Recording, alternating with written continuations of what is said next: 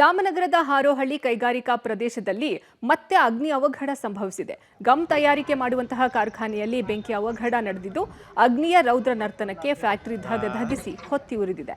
ಇವತ್ತು ಶಿವರಾತ್ರಿ ಹಬ್ಬ ಹಿನ್ನೆಲೆ ಕಾರ್ಖಾನೆಗೆ ರಜೆ ಇತ್ತು. ಹೀಗಾಗಿ ಕಾರ್ಖಾನೆಯಲ್ಲಿ ಯಾರೂ ಇರದ ಕಾರಣ ಭಾರಿ ಅನಾಹುತವೊಂದು ತಪ್ಪಿದೆ. ಇನ್ನು ಅಗ್ನಿ ಅವಘಡಕ್ಕೆ ನಿಖರ ಕಾರಣ ಇನ್ನೂ ತಿಳಿದು ಬಂದಿಲ್ಲ. ಒಂದು ತಿಂಗಳಲ್ಲಿ ಹಾರೋಹಳ್ಳಿ ಕೈಗಾರಿಕಾ ಪ್ರದೇಶದಲ್ಲಿ ನಡೀತಾ ಇರುವಂತಹ ಮೂರನೇ ಬೆಂಕಿ ಅವಘಡ ಇದು ಅಂತ ತಿಳಿದು ಬರ್ತಾ ಇದೆ.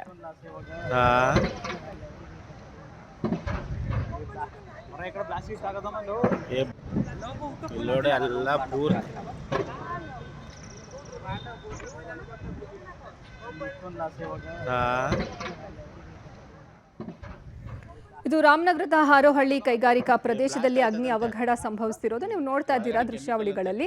ಇದು ಗಮ್ಮ ತಯಾರಿಸುವಂತಹ ಕಾರ್ಖಾನೆಗೆ ಬೆಂಕಿ ಹೊತ್ಕೊಂಡಿರೋದು. ಇನ್ನು ಯಾಕೆ ಬೆಂಕಿ ಹೊತ್ಕೊಳ್ತು ಅನ್ನುವಂತಹ ನಿಖರ ಕಾರಣ ಇನ್ನೂ ತಿಳಿದು ಬಂದಿಲ್ಲ. ಇವತ್ತು ಶಿವರಾತ್ರಿ ಹಬ್ಬ ಆಗಿರೋದ್ರಿಂದ ರಜಾ ಕೊಟ್ಟಿದ್ರು ಎಂಪ್ಲಾಯೀಸ್ಗೆ. ಹೀಗಾಗಿ ಯಾವುದೇ ದೊಡ್ಡ ಭಾರಿ ಅನಾಹುತ ಅಲ್ಲಿ ಸಂಭವಿಸಿಲ್ಲ. ಕಾರ್ಖಾನೆ ಮಾತ್ರ ಸುತ್ತು ಹೋಗ್ತಾ ಇದೆ. ಅಲ್ಲಿನ ಅಗ್ನಿಶಾಮಕ ದಳದ ಸಿಬ್ಬಂದಿ ಈ ಬೆಂಕಿ ನಂದಿಸೋಕೆ ಹರಸಾಹಸ ಪಡಬೇಕಾಯ್ತು.